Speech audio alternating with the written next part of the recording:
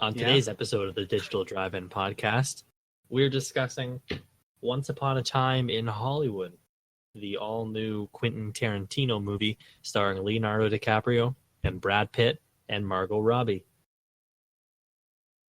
What did you think about this movie, Garrett? Yeah, I thought it was fine. Okay. That's the end. Good night, folks! Ah.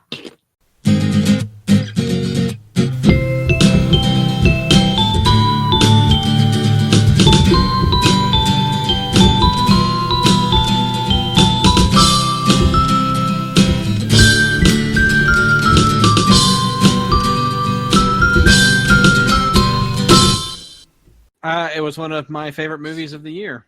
I would agree. I think other than my weird bias for Endgame, it's probably my favorite movie of the year. Obviously. Well, we can get into Quentin Tarantino, and obviously I think when we talked about Django Unchained, I probably referenced how he's my favorite director, other than David Lynch, but at least he's my favorite director that I haven't just watched all of his stuff in the last year. But what is this movie? We should talk about that first, I think.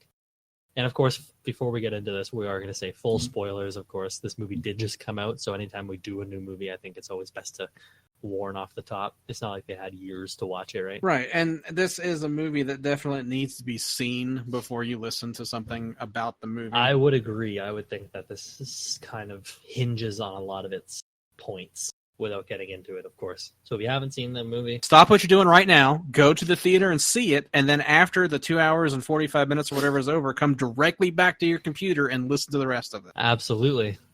Or if you have YouTube Music, you could probably download this podcast. I don't fucking know. Baby, come back. What is Once Upon a Time in Hollywood, Garrett? Well, it's actually Once Upon a Time ... in Hollywood. I don't give a flying fuck.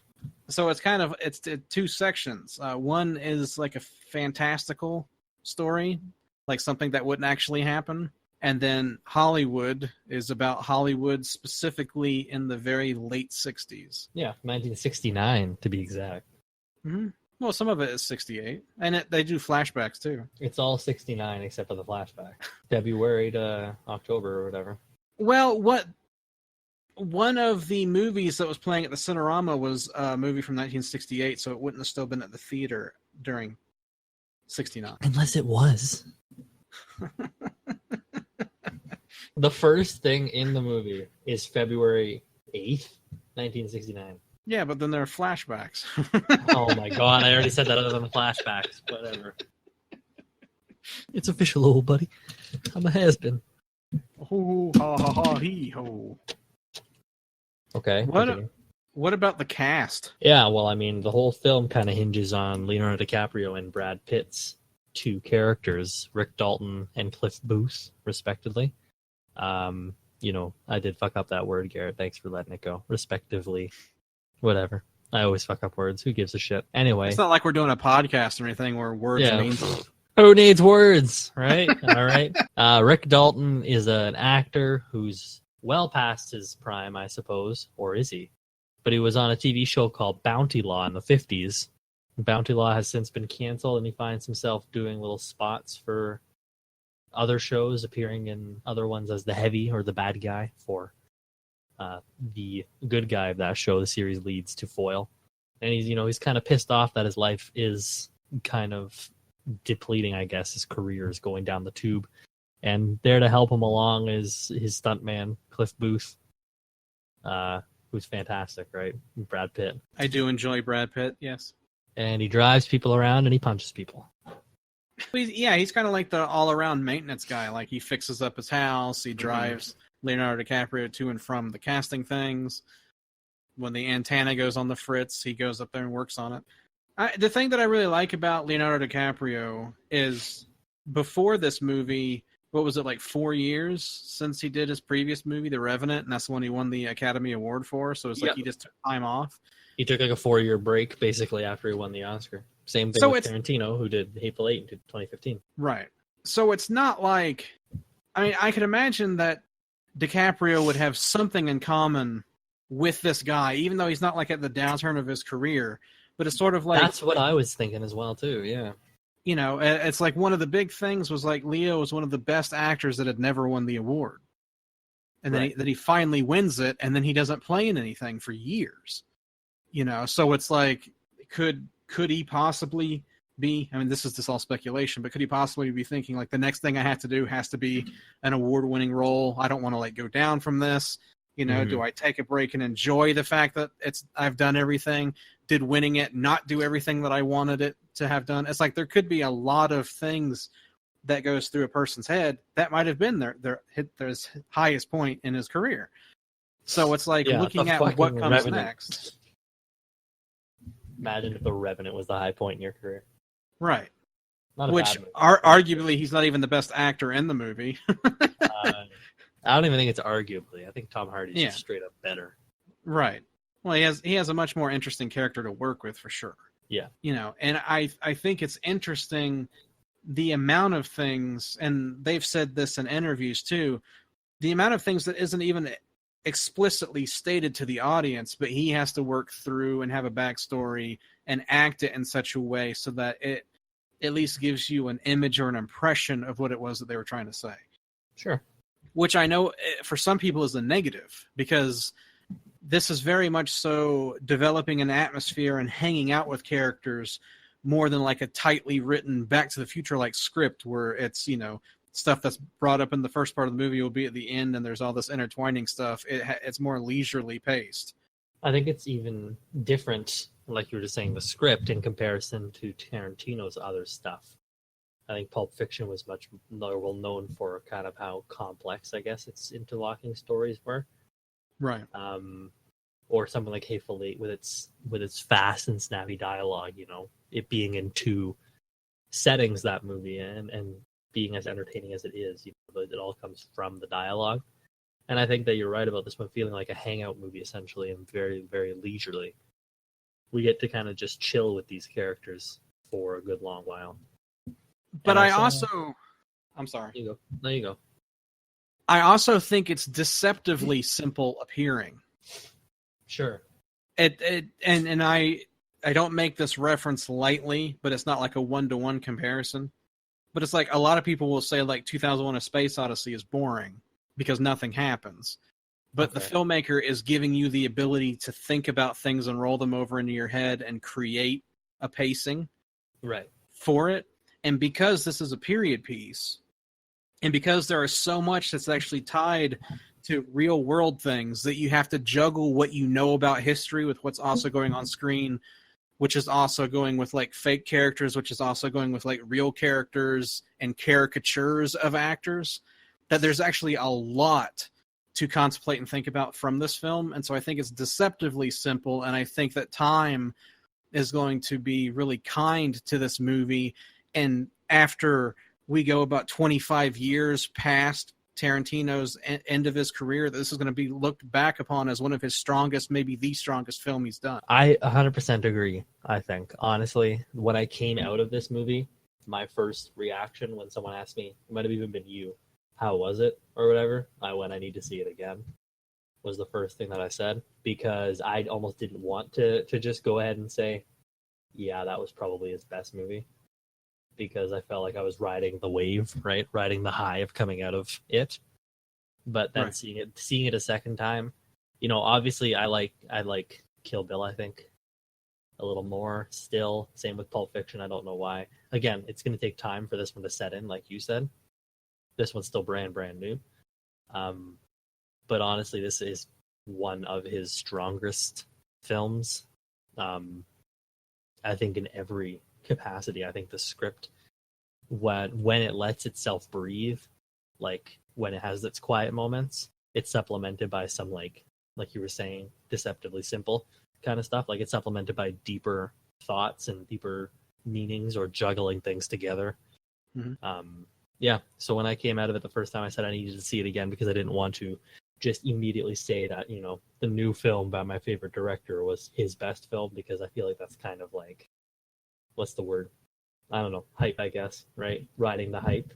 Is it actually his best one, or am I just sitting there saying that because, like, if Lynch made another film and I came out of it, would I go, that was his best one immediately, even though I hadn't thought about it yet? Seeing it a second time, though, kind of sealed the deal, where I went like, this is a completely different animal, I think, than a lot of his filmography. And I think it's the better for it. I think it takes the strengths of Jackie Brown and like expands upon it, and I think it's a much stronger movie than Jackie Brown is. But I think like it takes that plus the experience of writing characters like Hans and I forget how to pronounce his last name, Landa from Inglourious Bastards, and like the characters from Django and Hateful Eight and all of that. I feel like it's like basically his magnum opus. I don't know how he's going to do a 10th film past this. I feel like this is the one that culminates his entire career. I don't know really about you. I feel like this is his most personal film. Sure. Like it has the most individual meaning to him. I think it's his most mature film. And the fact of like themes, not saying mature in the fact of like it has a lot of cock and curse words and like you have to be an adult. I mean, well, no, it honestly has, I think, the least. I think it's his tamest movie. Period. Right. He's really controlled in this. And the thing is, I mean, I've kind of grown up with Tarantino. Like I've seen most of his stuff as it comes out. Reservoir Dogs was always my favorite of his. Sure. And there were elements of things that I was always like, I wish he would. And I love B movies as well, but I wished he would be like a serious filmmaker. Not saying that this movie doesn't have comedic parts and isn't funny. I didn't laugh because I did. Some of the parts in this is the funniest I think some of his stuff has been. The finale, which we will get to, I think, is fucking hysterical. But it's like there are a lot of things. Like I know it's not actually his movie, like he directed it, but From Dusk Till Dawn, when Tom Savini has the cock gun, like that is funny, but it's an immature joke, right? You know, like he didn't like go the intellectual route with it. It's like he did like a teenager type joking. Sure. And so I would 25, 30 years later. Right. You know, and it's so it's like I always waited for him. It's like I want Tarantino to take the movie seriously. I want him to have fun, yes, but I want him to make something as a serious filmmaker. And I feel like this is the movie for me that did that, and he like realized his potential of what I saw back when I first saw his films. And so that's why I think it's probably I don't know if it's necessarily my favorite film of his, but I think it maybe is the most well done of his. That's the thing, right? It's always a conversation I like having where it's favorite versus best, right? What does it mean? Right. I have a favorite film, and then there's obviously films I think that are better than it, I guess. Mm-hmm. I don't know. Just filmmaking styles. Is there objectivity to film? I don't know, right? How could you define best versus favorite? Because I know what you're talking about. Like, I still need to let this one sit a little bit more. Kill Bill's still my favorite Tarantino, but I do think that this is his best movie. I think this is his strongest movie. I don't know. It's weird like that, right? Yeah, I mean, I think there can be objective measures of like, there's a boom mic in the shot. Sure. You know, that objectively should not be there. That wasn't the original intention to show something that's part of the filmmaking process.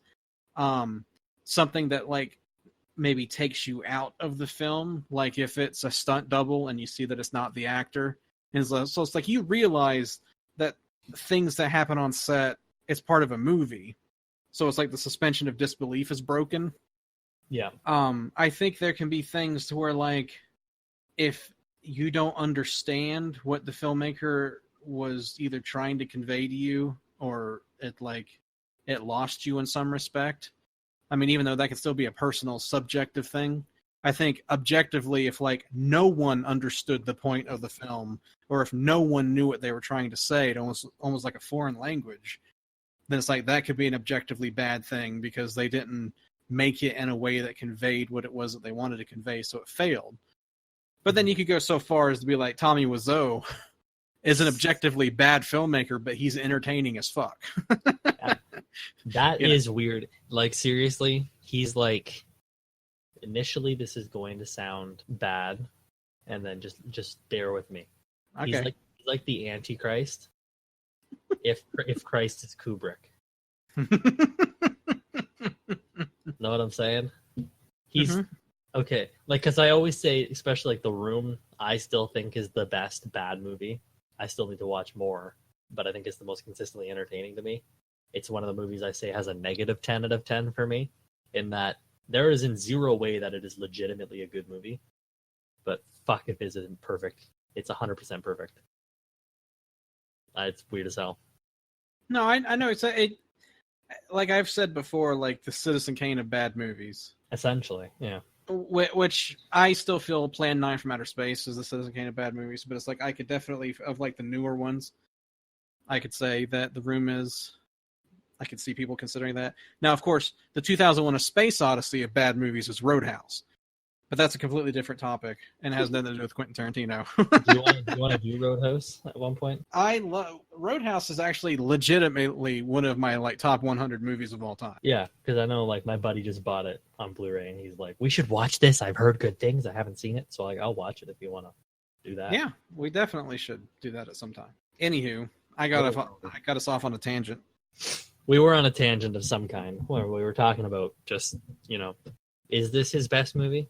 Probably. Yeah, I mean, it's his best, I think, since Kill Bill. It's his best since Pulp Fiction, even though I have, I love Django to death, right? Mm-hmm.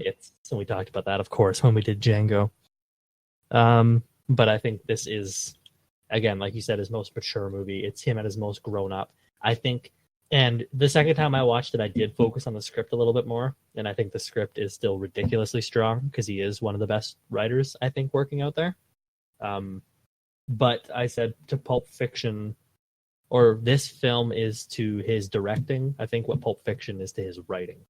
Sure. If you know what I mean. I do. This is him at his most focused and refined in his direction. Like, there's a couple of long takes in this movie, especially like the Bruce Lee one, that are ridiculously good. It just captures the essence, I think, of the 60s, of that world, of the people in it. I think it's just, I don't want to be like sitting here sucking his dick, basically, but he's my favorite director other than Lynch for a reason. And I always put that little asterisk in there because I feel like, Lynch is my favorite director, but I just watched all of his stuff in the last year. I've been watching Tarantino for like a decade, basically, so. Right.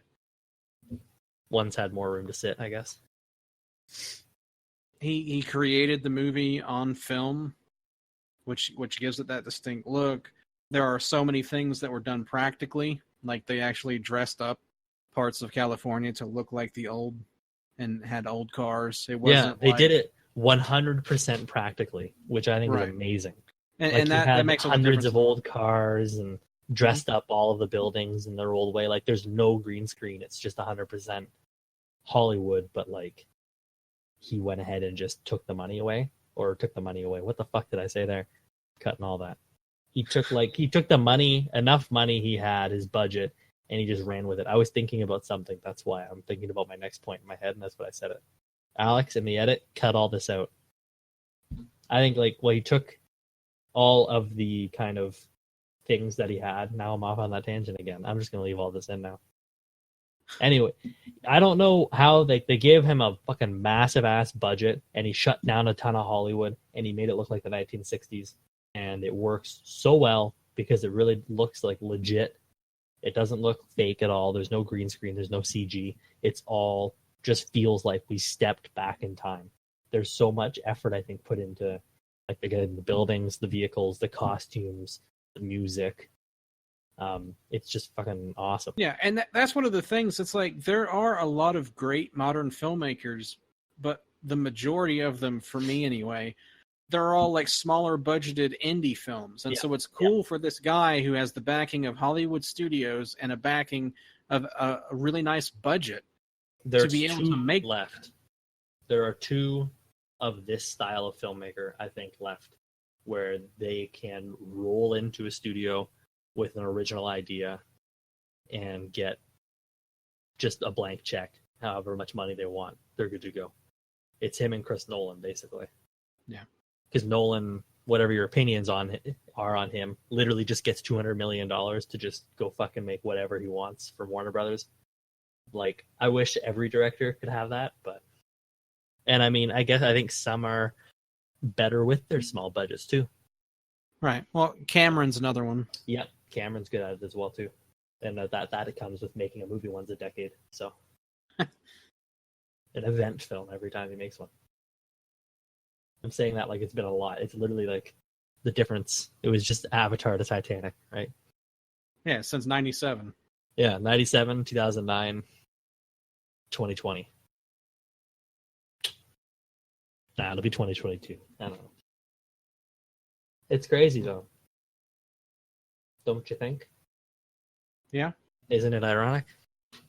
Well, it's the thing is, if anyone knows their history about film and it doesn't take like deep knowledge of it, it's like it was in the 50s where everything is studio controlled now again. And the thing is, my favorite era of Hollywood is the coming out of the noirish 40s and 50s and then the new wave of Hollywood in the 60s and 70s. To me, that's the most interesting, because it's like you have everything like building up to leaving the black and white era and getting more European influence into Hollywood, and then it's right before like all the blockbusters of the late 70s, early 80s. Mm-hmm. So it's like you have all these maverick filmmakers doing the most interesting original ideas, and I find that era to be extremely interesting. Those were the big movies. Were those weird, not weird, but like original ideas, right? Yeah. Not like full-blown blockbusters. It was like your Rosemary's Baby is the biggest movie in the world kind of thing. Yeah, I mean, the 68, the year before this movie takes place, 2001 came out. And you sneak it in again. Kubrick. Now, should we move on a little bit? I'm just asking. Yeah, what do you want to move on to? Because there's a lot of ground to one, so we can try to get as much as we can. If it ends up being a long podcast, it's a long movie, whatever. You push where you want the conversation to go, and I'll come up with something. I won't be. He's like, Alex, I don't want to be host, so stop talking about should we move on and just do it. Mm-hmm. We didn't really talk about the characters all that much. We touched very lightly on just who they are, but we didn't really get into the two of them and their performances. As we can do three of them, because we can throw Margot Robbie in there as well. Not just saying like let's throw her in, you know what I mean? I'm just saying, we could talk about the trio. I understand what you're saying. Because I think the movie really and truly hinges on the three of them. I don't want to say not much else, but it's like they are the driving force, I guess, rather than a core plot. I don't know why. The movie I thought of when I saw this was Hail Caesar. And I said, I think this is like a better version of that. A lot of people on Reddit have said that. This is the good version of Hail Caesar. Yeah. Yeah. Well, I have to watch that again too. I didn't love it, but I feel like I didn't know what I was expecting going into the Coens do that to me. I'm like a love or a disinterest. Their trailer sold a vastly different movie than what it was too. So yeah. I should watch it again. And I've never seen it. Okay, well then you can't be disappointed by it. I would be interested. I didn't like the Cary Grant Hollywood. Sorry, everybody. I mean, it was fine. It wasn't for me. Hitchcock ruling the airwaves wasn't my thing. Well, let me be honest, then you might like it. So, because it's about a dude played by Josh Brolin who's like, I fucking hate the Cary Grant Hollywood, and he's running around trying to ring them all in. I mean, but isn't George Clooney is the main character in that, right? No, he's not. He's just in it. Yeah, barely. Okay. The Josh Brolin is the main character of that. Fair enough. It's him running. Does he tries to bring balance to Hollywood? Kinda.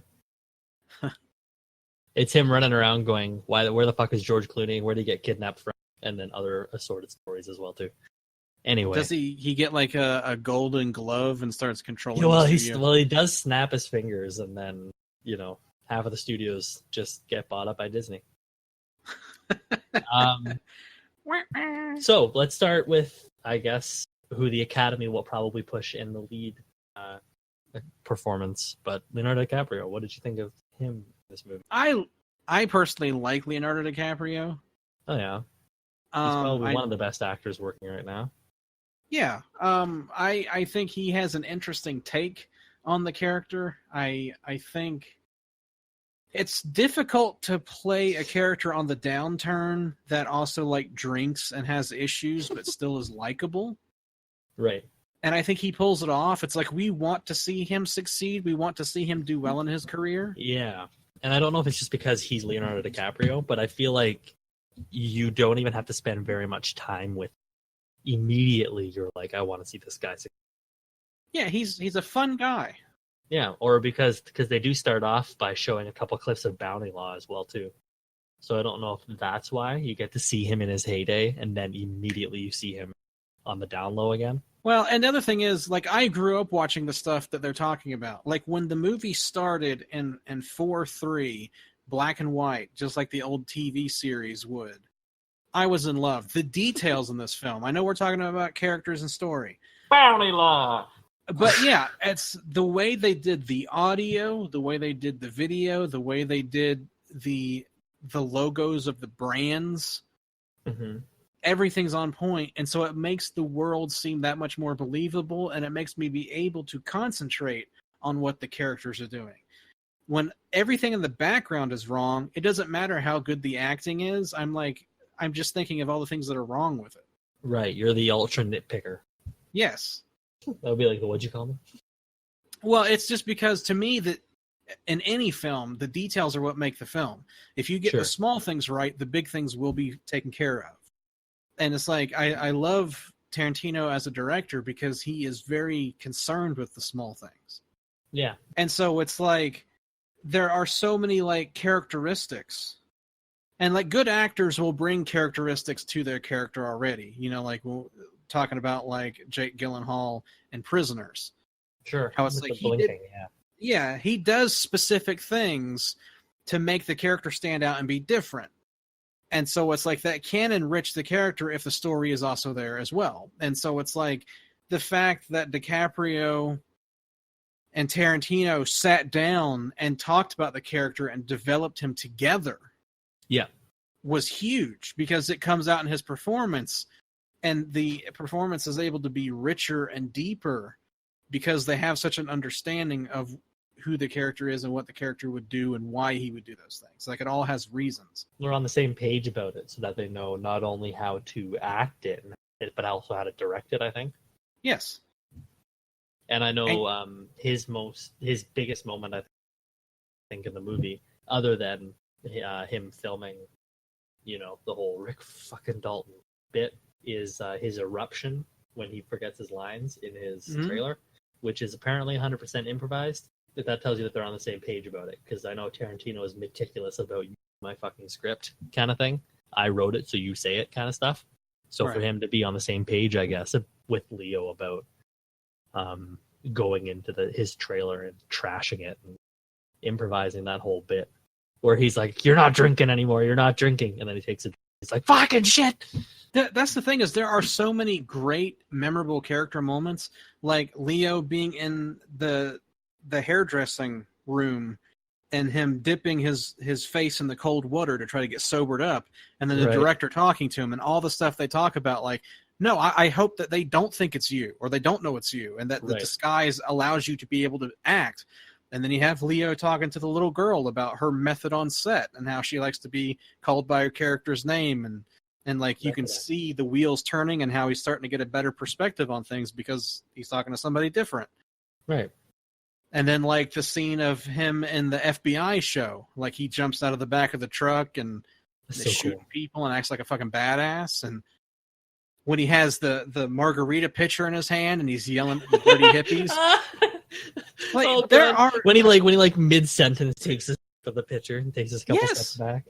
Like that's one of the things I think. It's like it's easy to think about and talk about the high points, you know, it's like the trailer parts of it, but there are so many great character scenes in this movie that are going to be so memorable. Like even him acting as Steve McQueen in The Great Escape. Yeah, I love it. It's amazing. I haven't even seen The Great Escape. But Great Escape is fantastic. I know. I've been meaning to watch it, but again, Garrett 4-hour movie. So see, that's another thing too. I grew up like Steve McQueen is one of my favorite actors of all time. Yeah. And so it's like people on Reddit are like, you could just cut out 30, 45 minutes of them just driving around. I'm like, have you ever fucking seen a 60s movie? Yeah, that's what it is.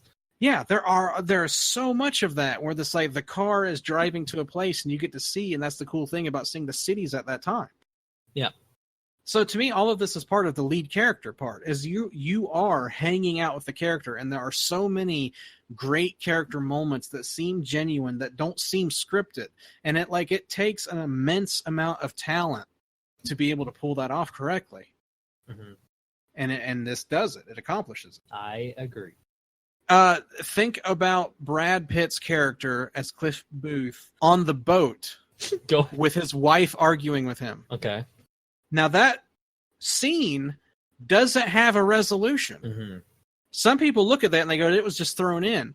But think about how much that adds to his character by not knowing for certain exactly what happens. Yeah, we don't know if he did kill his wife. We don't know if it was an accident. You're right. But it takes a confident, mature filmmaker to edit it that way and not give you a resolution. And it adds so much to that character later. So does that mean now Cliff Booth is having a redemption story? Is he kind of like Arthur Morgan? Well, yeah, this thing happened, but the stuff he did later made up for it? Right. You know, is it this guy's really dangerous and that explains why he was able to kick Bruce Lee's ass? Right. Nobody. It's like there's just it's just a friendly competition. Right. And I know a lot of people argue about that too, but because of the fact that it was split, he knocked him down once, he threw him into a car once. And then they were done. They never. And then they were done. No resolution. Nobody won that fight. But Cliff would have. But anyway. You know, as Brad Pitt takes off his shirt, yay, one for the ladies. But then, like, you see all his scars, all his tattoos. They talk about him being a war hero. Yay, one for the ladies, but I'm straight. And he took a shirt off, and I went, "You're 55." Damn. Right, the guy he's impressive. Yeah, I mean, you know, but that's the thing is like all of this is in use to the characterization. It's not everything that has to be in use to plot. And it's completely pared down, and they only have the scenes that is absolutely necessary to get those points across. This is all extra stuff. This is all for stuff for you to think about. This is all for the film goer and the audience. And I love the fact that Tarantino and his actors don't talk down to me as an audience member. Absolutely. They treat me as one of their own and allow me into the world to take it in, and then I'm allowed to do whatever I want with that information. It's just Tarantino's way of building character. He's done it forever, I think, where you feel like the characters have had a long history before you watch the movie. And if they're alive at the end of it, they're going to have a long history after it as well, too. Whether or not they explicitly say all of, like, how did he get all those scars kind of thing. Mm-hmm. It's really meant for the audience kind of to infer. Is it because he's been thrown off of buildings? Like Rick Dalton says, you can throw him off a building, he don't care kind of thing. Right. Yeah, I agree with you. I love the ambiguity of Cliff Booth. He actually became one of my favorite Tarantino characters ever because of that ambiguity. And that's the thing, like you normally, or at least I do, in a Tarantino movie, like some of the more over-the-top characters are the more interesting ones. Mm-hmm. But it's like here, the more subdued characters are almost some of the most interesting ones to me. Yep, absolutely. I mean, and in that case, Cliff almost turns into an S. Craig Zoller character. Sure, I can see that, especially when he brutalizes people at the end. I mean, he stomps on somebody's face, so there is that. Oh, that was so good. The whole ending. So, like, we talk about how subdued. Well, because he's subdued the entire movie, right? He's not really going crazy. He's not overacting or anything. I don't want to say overacting, but you know what I mean. He's very chill and calm the entire time, even when he goes to the Manson Ranch and like is putting up with crazy fucking hippies, man. It's all like build up and intensity, and then you never get that release. And can we talk about how awesome that scene is? Just him at the ranch and him investigating the house, and you don't know if who ends up being Bruce Dern's character, Spawn, I guess, George Spawn, if he's alive or if the Manson cult had killed him or whatever. But it's got that like old music going at the same time. like Right. playing off of the TV. Yes. It's so intense, and it was almost Fincher-esque, I thought. Yes. I don't know, especially when he was inside the house. It was Mindhunter. Yeah, Mindhunter. Well, it reminded me of Zodiac. Jake Yeah, well, Gyllenhaal that's it. goes down to the basement. Yep. But, Tarantino. So, and Bruce Dern was hilarious, but Squeaky? I can't. What would you think of Burt Reynolds as his character? I know. I read that. That would have was been the different. Yeah. And then James Marsden was also cut from the. He was supposed to play Burt Reynolds. So. And Tim Roth too was cut. Yeah, I'm thinking that James Marsden was cut after Burt died because that makes sense. Quentin Tarantino probably didn't want to use him as a character, kind of thing, or as a caricature. I would love to see. I hope that when they release the Blu-ray, they either have deleted scenes or it's a longer version. Yep, I would love to see him cut it into a longer version for Netflix, like he did with Hateful Eight, which I haven't watched because it's not in Canada. But anyway, I digress because I'm angry at that. How about because he's subdued the entire time until the end when he smokes an acid dipped cigarette, right? Yep. And that ending fucking sequence, man. Because like earlier on, there's the part where he's feeding his dog, and which is I don't know. He just makes that look badass, right? When he's like pouring, and it's out funny too. When he pours it out and the dog whines, and he's like, "Is that a fucking wine? I'll throw this right in the trash." And then at the end, of course, when he's stoned out of his mind and the dog food plops out into the thing, he's just like, "Huh." Well, the guy busted the door and he's like, "Are you real?" I know you. What's your name again? I'm the devil. I'm here to do the devil's business. Nah, it was something dumber than that. And just the whole sequence with the calm and cool Cliff Booth high on acid. Then he gets ganged up on by the three Manson murderers, I guess, the Sharon Tate murderers, who of course break into the wrong house where Cliff fucking Booth is high on acid, and he beats. Yeah, and it's not a case of mistaken identity. It's they decide they're going to take out. They're gonna take out one of the violent Hollywood people to show them violence is what caused this, and then go there. Yeah, so being Rick Dalton, but that's who they were there for, and of course Cliff, the best wingman in the world, there to save the day. Starts off the dog biting the dude's balls, which is awful and disgusting. And then he whips a fucking dog food can at one of the women's face. It's brutal. And I laughed my ass off. Yes. I was literally howling in the theater, and I wasn't the only one, but also I was, because it was one of the funniest things I've seen in a very long time. I like violence, so that's why. Yeah, I mean, because the entire time you're wondering what's going to happen, because if you know anything about history, you know what is supposed to happen. So, he could have taken 3 routes. Could have just had them, I guess, not have intervened because they were too drunk, I guess. Say the 3 Manson murderers went to Tate's house, but they were too drunk, so they couldn't do anything until they heard the screaming. That could have been one angle he could have taken. I don't know why. I'm just saying, right? Sure. They could have went to Rick's house, killed everybody, then went to Tate's house and killed everybody. Or they could have did what they did, which is when we have a crazy fucking badass on acid, all he does is kick the ever-loving shit out of these 3 idiot kids who decided to murder somebody. And I like the fact because a lot of people, talk about Manson like he's some supernatural figure, like he's literally demonic and has powers. And not only did Tarantino humanize them, he humiliated them. And not only that, I love how he humiliated Manson in general. Yes. Because Charles Manson has a couple of shots in the trailer, one of which isn't even in the movie, but his main waving, where he's like looking up at the ice cream truck and waving to somebody, that's not in the movie. He's in the movie for 10 seconds, and then he's forgotten about, and he's never mentioned by name. Charlie, they call him twice, and nobody ever says the word Manson, nobody ever says anything.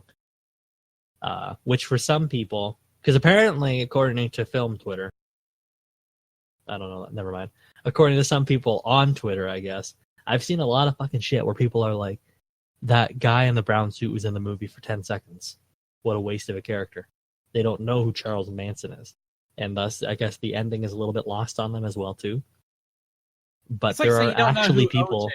I know, but there's actually people out there who do not know who Charles Manson is, what happened, what the actual story is. That one of the most infamous moments, I think, in American history.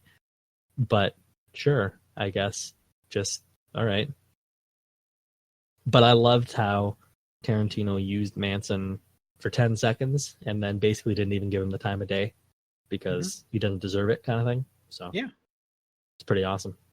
Just like in Inglourious Bastards, seeing Hitler get riddled with bullets until his face fucking falls apart is amazing. I like the fact that the Manson family was completely taken out. Mm-hmm. And by one dude high on acid. Well, one dude and another dude in a swimming pool that eventually gets a flamethrower. Now that was, what did you think about that when it happened? I wanted to clap. I did. Oh, it was beautiful. I mean, to me, this is where the B movie side of Tarantino and like the European violent films, like this was the appropriate time to pull that out. Yeah. It makes sense. You have kind of like a tame film the whole time, but then the ending is where you can get a little wild because you're taking a fantasy now. Right. You can get a little crazy with it. But yes, when he goes to the flamethrower, and I think it even plays like the fucking music from when he burns the Nazis too. Yeah. Like the bum, bum, bum, basically, and he just fucking torches the girl. Oh, man. And I just saw it again yesterday, 2 days ago, on Tuesday, I guess, recording this Thursday. And there were some old people in the theater, not like the violence, I'll tell you that. But I loved it. I don't know if... Because I feel like old people, you were around for the Manson murders. You had to know this thing, right? But, like, I don't know, because there's a controversy going on about it now, too, I think, the ending. Is it, like, violence against women, I guess? Is what somebody has been pointed out. There's one big article that was written about it, and people were talking a lot about it as well. Obviously on Twitter and on other places on social media as well, too. I don't know how to say it without being blunt, I think, but I guess my opinion on it is that these people were not full scale like fantasy movie, sci-fi movie brainwashed by Manson. They knew what they were doing. They did what they did in real life. They brutally murdered 4 people and an unborn child. And I have zero sympathy for Quentin Tarantino kicking the shit out of them in a movie. Right. Because they brutally murdered 4 people and an unborn child. In real life, this is a now, I guess, fictionalized version of real life. I don't care if they're women, really, because he also kicks the shit out of the man. Right. And I mean, when he goes to the ranch, he only punches the dude. He doesn't beat up any women. So I think that it wasn't. I don't think Quentin Tarantino was going, all right, let's beat up some women at the end of this movie. He was going, let's beat up the people that killed Sharon Tate. Don't care what gender they were. If there were 3 dudes, he would have had the exact same movie. That's another thing. They were saving a woman, basically. I mean, not just Sharon Tate. Yeah, not just Sharon Tate. Well. Yeah, there was Rick Dalton's wife. That as well. So there's 3 women, basically. You know, and the interesting thing too, I mean, if you want true equality, that's actually treating everyone the same. Someone not having special treatment just because they are a different gender would be one thing. The other thing would be the Bill Burr, the comedian, one of his stand-up routines, and I would butcher it if I tried to say it, so I'm just going to like paraphrase, is just the fact that, like he said, people say you should never hit a woman. And he said, never. Like, you can't imagine a scenario in which someone should actually be hit. It's like, if you have, like, there's a mom of 3 and you're the husband and you get home and she's in the bathroom next to the bathtub, like, in the middle of drowning your 3rd child, she's already killed the other 2. It's like, you don't think that woman should get slapped and the baby taken away from her. Like, come get out of here. And it's like, I don't advocate violence against anyone unless it's like in self-defense and it's like absolutely necessary. Like, I'm anti-war, I'm anti-violence. Oh, well, if a woman broke into my house and came at me with a machete, I'm not going to go, I'm going to let you kill me because you're a woman and I can't hit you because you're a woman. I'm going to try to defend myself and I'll probably die because I can't fight. So it's like, I think it's ridiculous for that to be the standard. It's like a woman just can never be hit. That's just ludicrous. So I think he agrees because he's always done it. So right, but at the same time, he's always had the women be badass too, right? Exactly. That's the other thing I don't get. His biggest one people take a lot is the Hateful Eight because they all just beat the fucking shit out of Jennifer Jason Leigh. But she's a villain. Yes, I mean it's established right at the start that she murdered like hundreds of people. Right, she's a psychopath. Yeah. Not to mention she does kill. Spoilers for Hateful Eight. She does kill fucking like 3 people at the place, right? She poisons the thing with help from her accomplices or whatever. But right, she's the mastermind of that movie. Anyway, whatever. So I don't it's know, like, man. You can't have a movie where it's like Lady Snowblood, where the woman is the badass kicking everybody's ass, and then say this guy's anti-woman. Like, right. Kill Bill 1 and 2 already proved that he's not anti-woman. Now, Sure. You might say he's anti-Uma Thurman not driving into a tree and hurting herself. So and somehow Uma Thurman said okay to her daughter being not only in this movie, but in a car and driving, technically. Right. So, and that's the thing, too. When you base everything on like a simplified version of black and white to where either you completely hate women or you completely think women are, balanced to equal and have special treatment and should never be touched. It's like those can't be the only 2 sides of the argument. Why can't you just write people as people and forget about it? Right. Can't there be good men and bad men and good women and bad women? Now, I do understand, like, there's the societal, real-life kind of connotations as well, too. Sure. Obviously, both minorities and women. Do women count as minorities? No. But the other thing that I think people forget is this is a period piece. That's true as well, too. So if you say those... Same with Hateful Eight. Right. If you say, like, those are views that are no longer appropriate, great, you got the point of the story. You could own a damn person in the time when Hateful Eight takes place. Right. So you can't get angry at it for showing slavery when that is what happened. Now, like, if they advocated that and they say, what we should do today as well is have black people as slaves, right. or have, then it's bad. Have immigrants as slaves. Yeah, then it's like, okay, now you are saying it was good back then, it's even better now. Then right. It's like the theme of the movie, you could say something about it. But to portray something as it was is not advocating for it, and I don't know why people can't understand that distinction.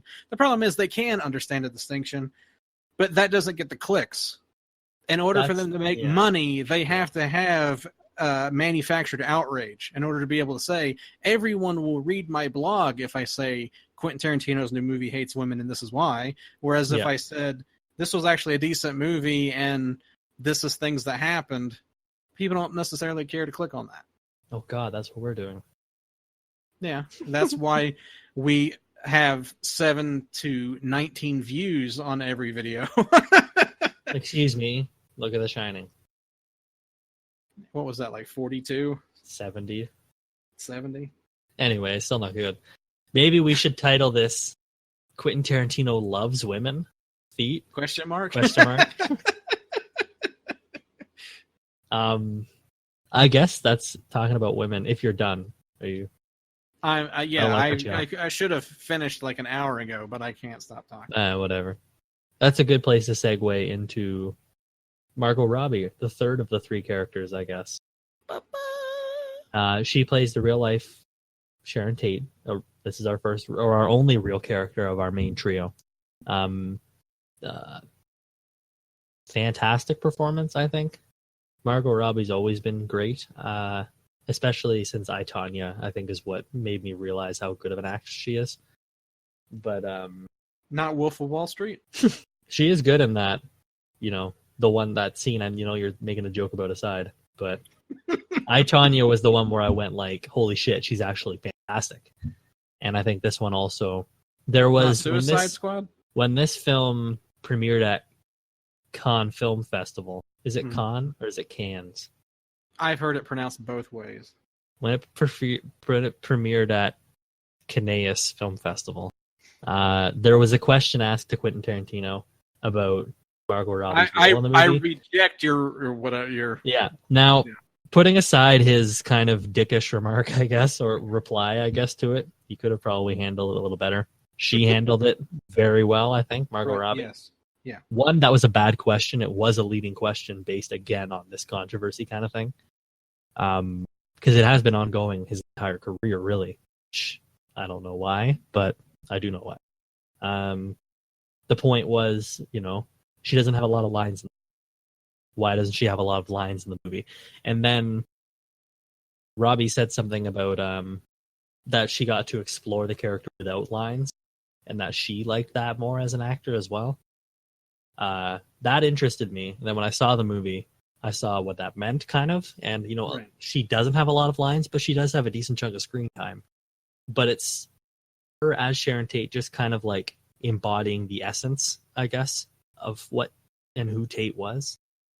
And I think she does a really, really good job of bringing that kind of like joyous and almost innocent life to screen.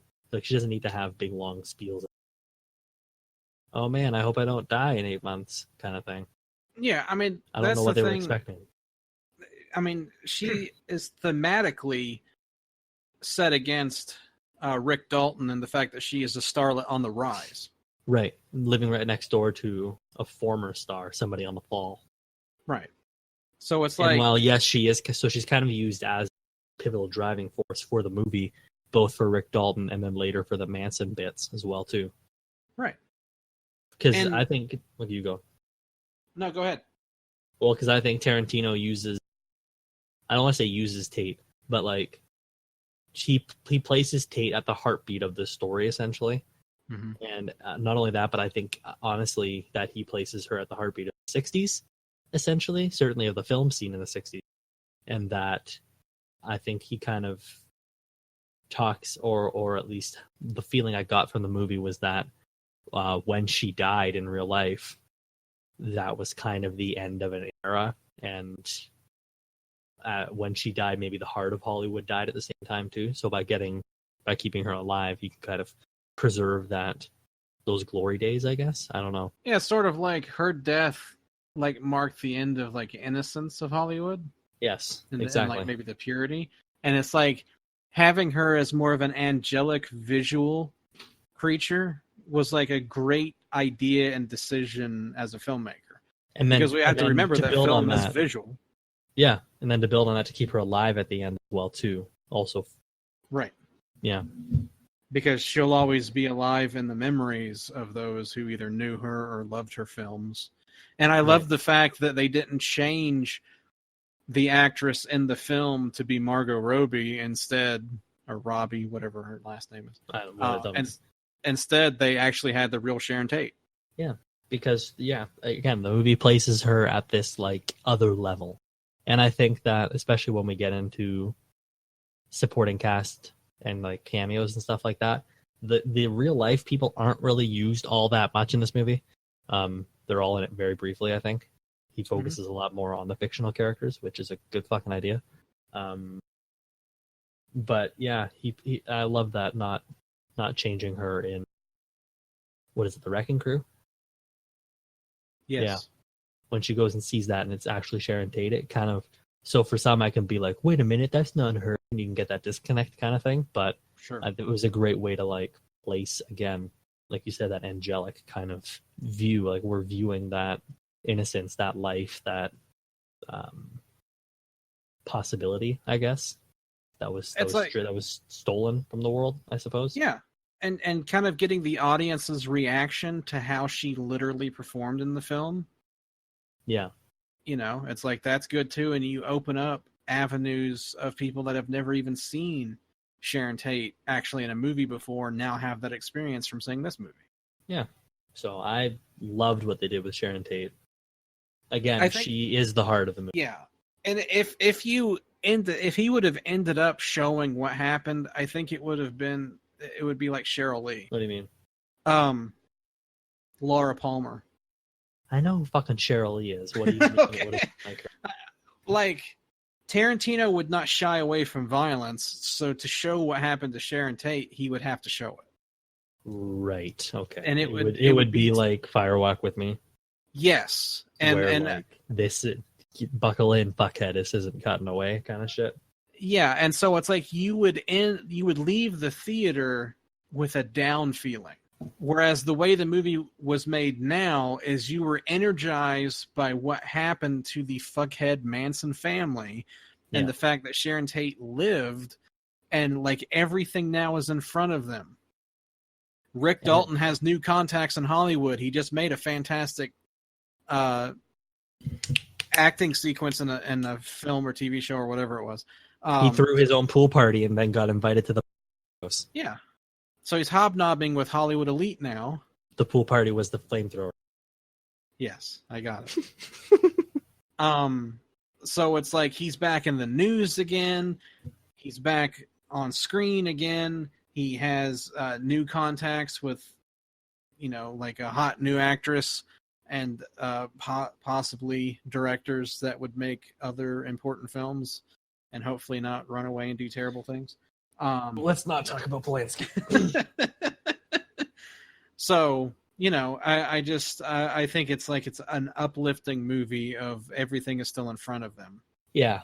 And then at the same time, as uplifting as it is, it's weird because it does have a bit of a downish part to it as well, too.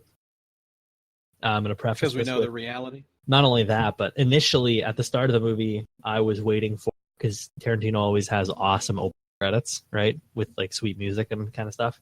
He really didn't this time around. It was kind of just the cast, and then the movie began. And I was like, that's weird. He didn't have a title card.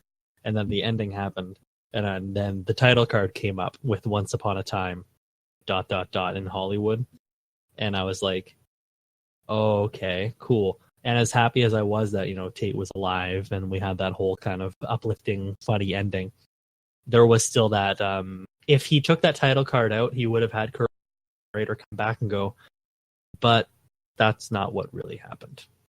And then the credits would have rolled. Because I felt like him putting the title card on the end, to me at least, was going like, yeah, that was a great ending, happy ending, but it is a fantasy. This is not what happened. Right. And it's still kind of that like bittersweet reminder that look at what could have been, but that's not what it was.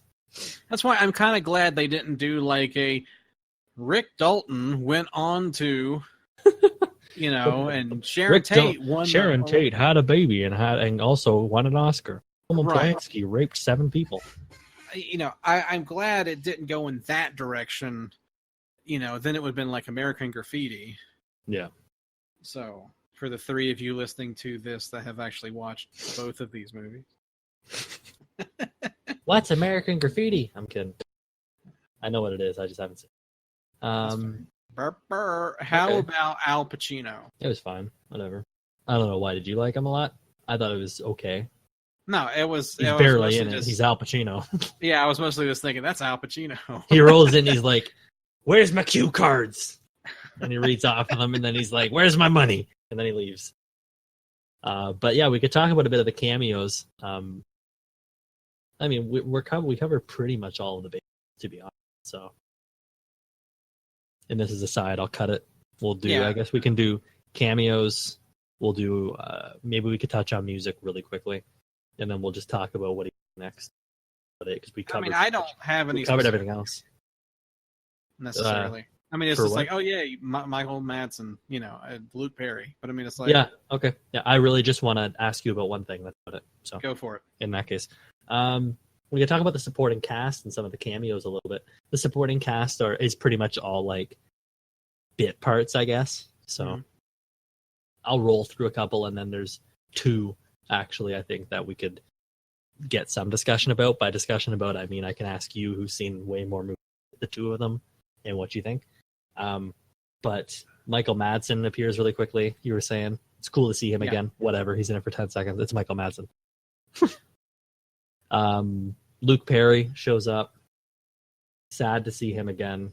He has a nice small little part again. Not in it for very long, but good to see him. Everybody that's in it is not in it for very long. All of these little cameos. Timothy Olyphant doesn't have a lot to do. I want to see him in a full-fledged Tarantino thing. Oh, wouldn't that be great? Because he's fucking hilarious, dude. He is so goddamn funny. So I would love to see that a little more. His part that he does have is funny, and quite good. But the two I really want to talk about, I'll do Mike Moe first as Bruce Lee. What did you think about his little performance, his cameo? Like, I realize it's controversial, but I personally didn't have a problem with it. Sure. With the sunglasses, he looks just like Bruce Lee. Yeah, exactly like Bruce Lee. I think it's only controversial because people are thinking, like, well, the way he talks, he seems kind of dickish, right? When Bruce Lee was apparently a really good person. Mm-hmm. But everybody also has to remember that it is Cliff remembering this as well, too, right? Right. So, I mean, it's like we're not it would be watching colored. Footage. Exactly. And at the same time, in that scene, who was the series lead and who was the heavy? So, right. Like, Bruce Lee was the series lead and he was the heavy. But in that scene alone, when Cliff is remembering it, Cliff is the hero. And Bruce Lee, not their characters, is kind of the heavy to his own story, I guess. Right. But the performance was pretty cool. That's mostly what I wanted to talk about. Yeah. And then the last one, you just said Steve McQueen's one of your favorite actors. What do you think of Damian Lewis? You know what? It was like uncanny how much he looked like him. Yeah. Even though it's like, when you're looking at it, you're like, something's off. Right. That's the guy from Homeland.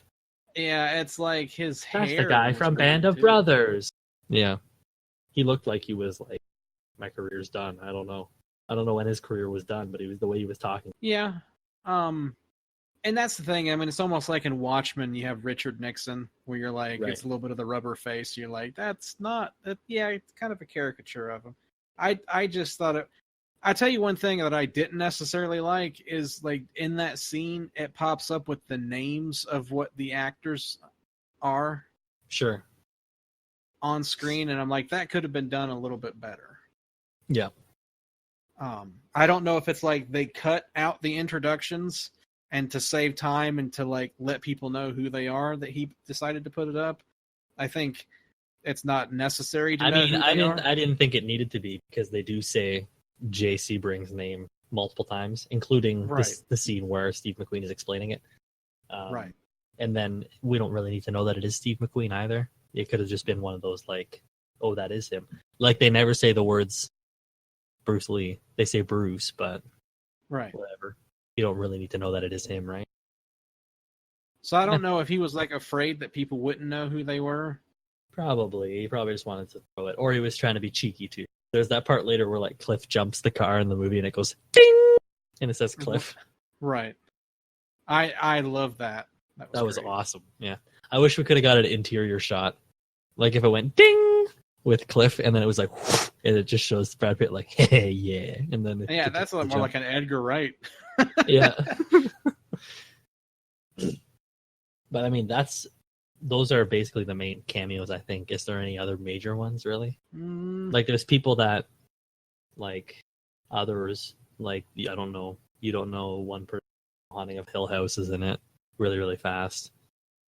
All of the people at the Manson Ranch do not have big parts, and it's not really worth talking about. Dakota Fanning is in it. I was going to say, there's actually a lot of, like Andy McDowell's daughter is in it. Bruce Willis's daughter is in it. Like you said, Ethan Hawke and Uma Thurman's daughter is in. There's a lot of, like, famous daughters. And people who worked with Tarantino before. Right.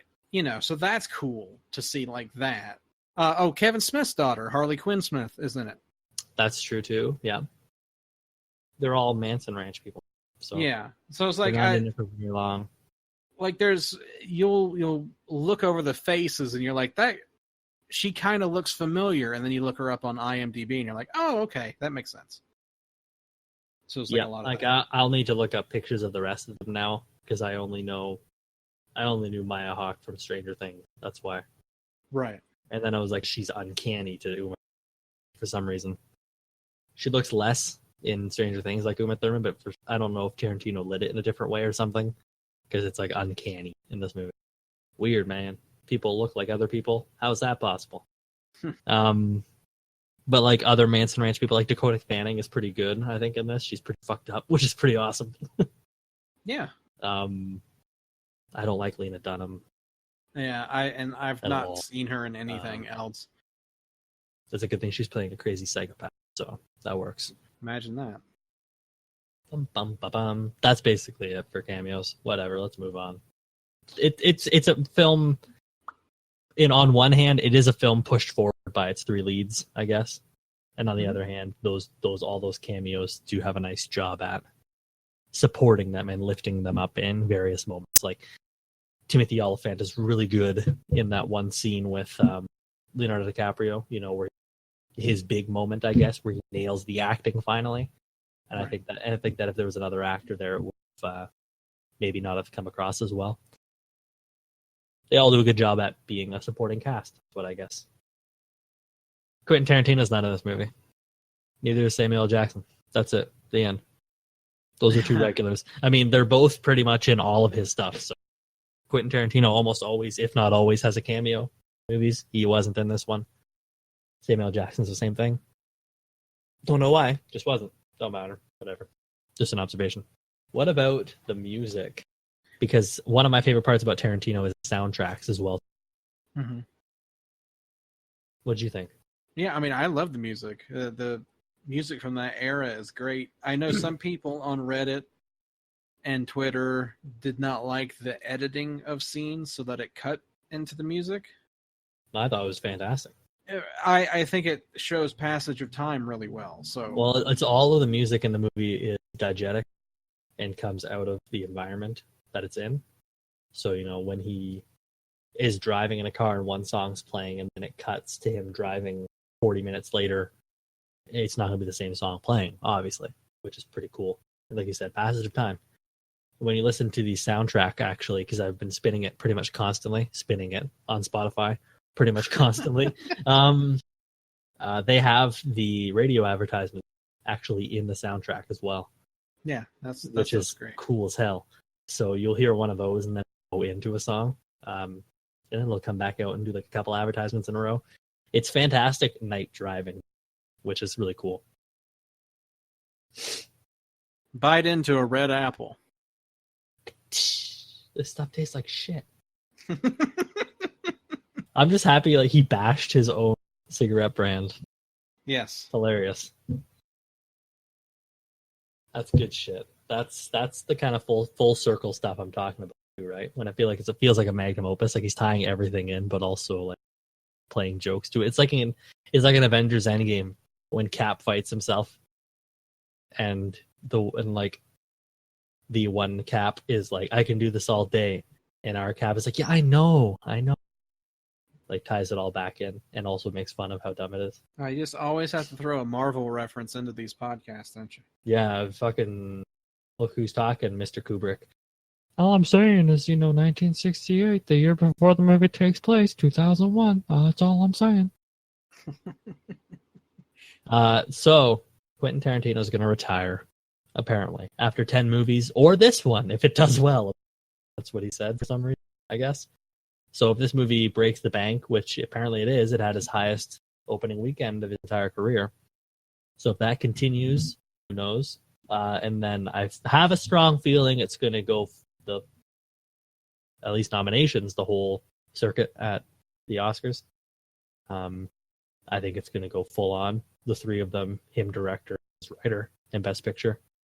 I'm probably going to be wrong about that, but I don't see why they wouldn't just nominate it. If he wins Best Director at the Oscar, he's retiring this movie. That's my money, putting money down on it. That's fair. If he wins Best Picture as well, too, one or the other or both, this will be his last movie. But then where can he go from there? That's the question, Garrett. What should he do? Well, I would not say the Star Trek movie. I hope that that's just a rumor. On one hand, I do kind of want to see it because it'd be interesting. But yeah, if he's going to do one more movie, I don't want it to be that. I want it to be an original thing again. But he's talked a lot about doing TV. I know he did, like I said earlier, re-edit The Hateful Eight into a 5-part miniseries for Netflix. So I would love to see him do that either for this or just develop his own like Mindhunter kind of miniseries like David Fincher did. Because that'd be pretty cool too. And of course he wants to do, I think, plays and novels. So, like, could you imagine if he did Reservoir Dogs on stage? Yeah, I mean, stuff like that. It's definitely made for that. Reservoir Dogs is fucking easy to do on stage. You literally don't have to change the script at all. It's 90 minutes. That's perfect, primed and ready to go for a play. You just need to like split the stage in 3. I've thought about this a couple of times. I think it'd be cool. Same with Hateful Eight. Maybe need to be cut a little bit down, but again, 2 locations, right? Like, I would love for him to do like a True Detective type TV show. Yeah, or Twin Peaks: The Return. No, that's not the same kind of thing.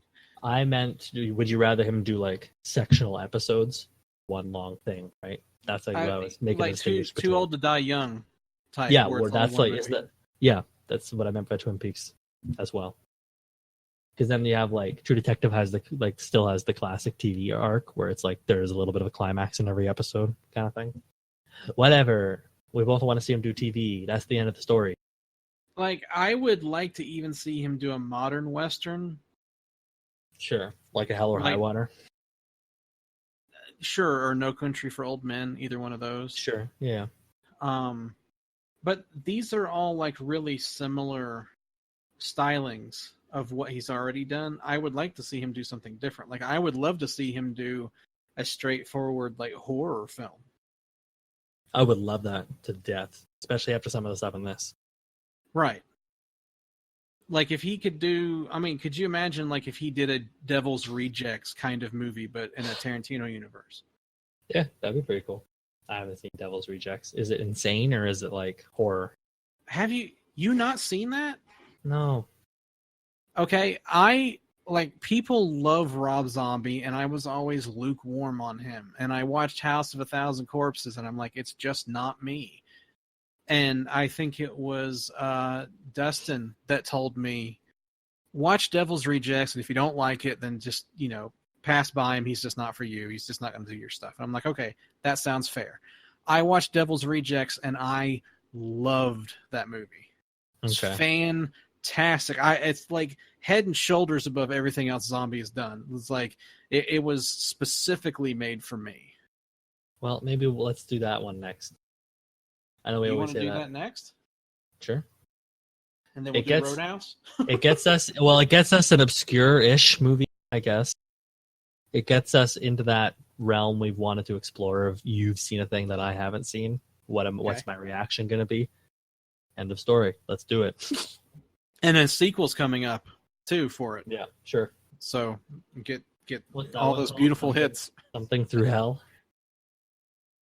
Yeah, the 3 from Hell or something like that. Oh yeah. Cool. Yeah, but I would love to see a horror, or even if he does like. Well, I was gonna say like a Green Room style real life horror, but that's kind of just what he does. Yeah, I was gonna say like Don't Breathe, maybe. Mm-hmm. Yeah, could you imagine him directing a Jeremy Saulnier film? Yeah. It's not really his style, I guess. No, Saulnier's strength is in his direction. Okay, an S. Craig Zoller script. I'm just kidding. I would rather watch. I know, but that would still. I think that because people are also okay. I think we've talked about True Romance before, where I don't like it really. I do, but I don't at the same time because I think that it's not. The direction is not nearly good enough for the script, right? If Tarantino directed True Romance, I think it'd be an excellent, perfect movie, basically. Right. But I could see Tarantino directing other people's scripts, but I can't see it the other way around. I don't really want to see it the other way around. I don't want to see anybody but him directing his script because nobody speaks like him. Nobody knows how his dialogue is. Nobody knows how to direct them. So, but that being said, I would actually like to see him do a Zoller script. You put that would be pretty cool, I think. Or what about him and Robert Rodriguez do a movie? That would never work. See, him and Edgar Wright would be pretty good. I know they're buddies, so How about an alien invasion film? that would be kind of cool. Yeah. I just want to see him do something different and weird and out there. Right. I still think that they should do Grindhouse 2.0. Just get 2 other directors. That's what he should do. Is he should do like producing and stuff like that. Because he's Like dabbled in Tarantino it. presents. Yeah. Yes, that's what I was gonna say. He's dabbled in it, like with what is it, Man with the Iron Fist? No, Man with the Iron Mask. What is it? Yeah. The film by the RZA. Right. Yeah. It's Iron Fist. No, that's a Marvel show, TV show. Right. Who gives a shit? Hands, Iron Arms is something. And it probably is the Man with the Iron Fists. Yes, it is. Anyway,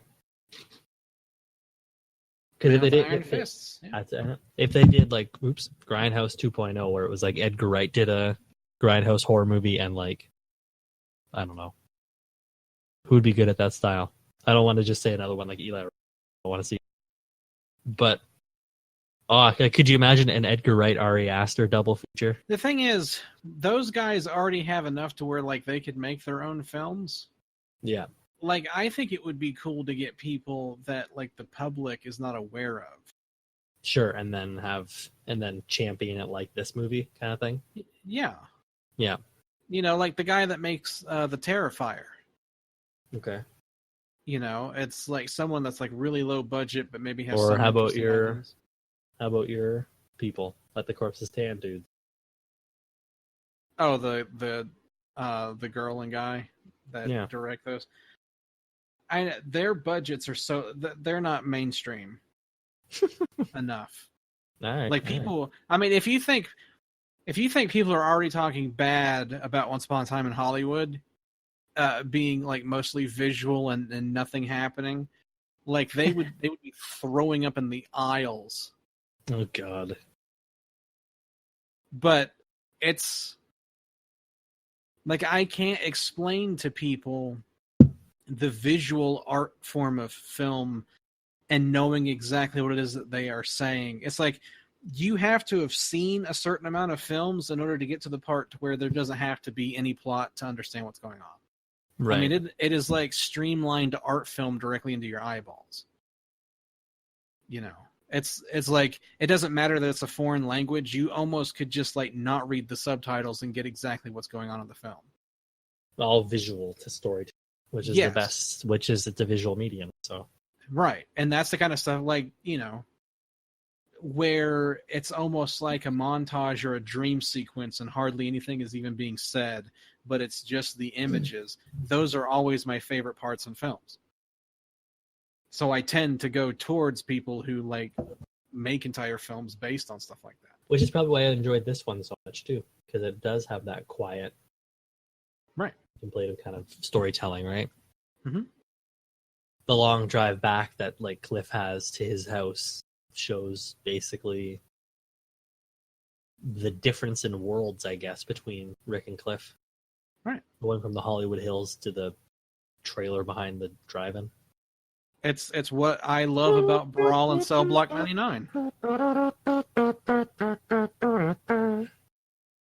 I know you loved hearing that too. Yep, Brawl is pretty good. I actually don't like that movie. That's fine. I don't think we should ever talk about it. Yeah, we should never never talk about. The joke is that we already did. Oh my. Yep, so I agree about that when it comes to Grindhouse stuff, but I would love, honestly, he's just one of my favorite creators. Whatever he wants to do, I'll be there kind of thing. I'll support it. I just don't want him to be done making movies, but also if he is, I kind of understand the weird logic that he has of like, I just want to do 10, so I have a 10-piece solid filmography kind of thing. But he could make a film in the cyberpunk universe. That'd be interesting. Pulp Fiction, but cyberpunk is what it would be. Basically the same thing, except with cyberpunk aesthetic. A futuristic Blade Runner type movie directed by Tarantino would be amazing. Yeah, most things directed by him would be amazing. To be fair, Could you imagine Leonardo DiCaprio as a future detective in Yeah. a post-apocalyptic world? Yeah. How about like an old serialized Western or Western adventure movie? I could never picture that. Da, da, da, da. Because it's Leonardo DiCaprio whipping himself through the trees. Could you imagine if Quentin Tarantino did a Fallout movie? Yeah, I can. It'd be different. It'd be Fallout, but like also Tarantino, I guess, right? I think it would lose kind of its Fallout aesthetic. I don't know who could do a Fallout thing. George Miller. Yeah. No, but it needs to have that sense of humor. Edgar Wright. Probably. That would probably be my bet. I'm just naming people I know you like. Denny. Yeah. No. That's not right at all. Anyway. Yep. What if Tarantino did a Marvel movie? No. What would he even do? What if Tarantino did like The Punisher? It wouldn't be his movie. No. It'd be like saying, what if Tarantino did a Star Wars movie? I mean, it's... What if Edgar Wright did an Ant-Man? It'd be like that. It probably would have been great. Too bad we don't let him have creative freedom. And now they are letting people have creative freedom. So why? Kind of, at least. Yeah, not quite. Not full blown, but like. No, I'm sorry. Thor Ragnarok. I hate to completely wreck your view of Disney. They don't allow anyone to have free reign. Thank you very kindly. I mean, not full blown, like I said. No. Anyway. You don't have billion-dollar franchises you just hand off to someone to screw up. Okay. Imagine, though. Well, that's when you get, you get discussion. You get totally different stuff. That's the problem. Right. You can't have a cohesive universe. Right. No. Because Tarantino will be like, cool, but I also want to kill off everybody. And they'd be like, no. He's like, but I want to. I would like to see a G-rated Tarantino film. Oh, The Straight Story, but Tarantino. Mm-hmm. What if that was it? What if that was like a family movie?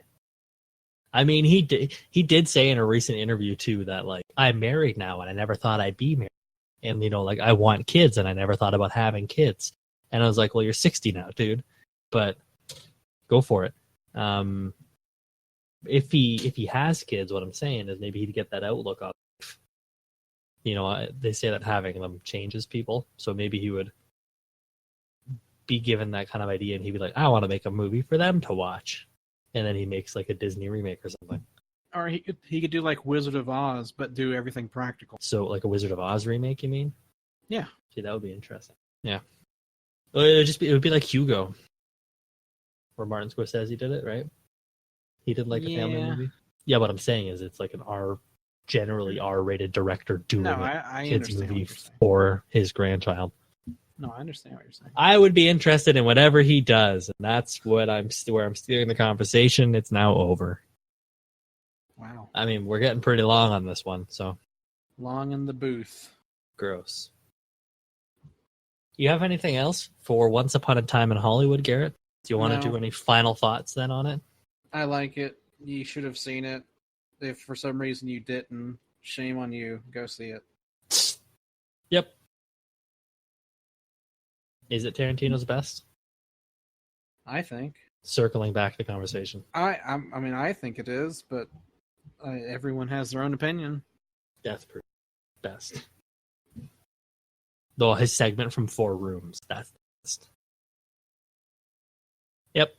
I would agree. I mean, one of those things is we have to wait until he's completely finished and decades have gone by, and then we can look back and say which one.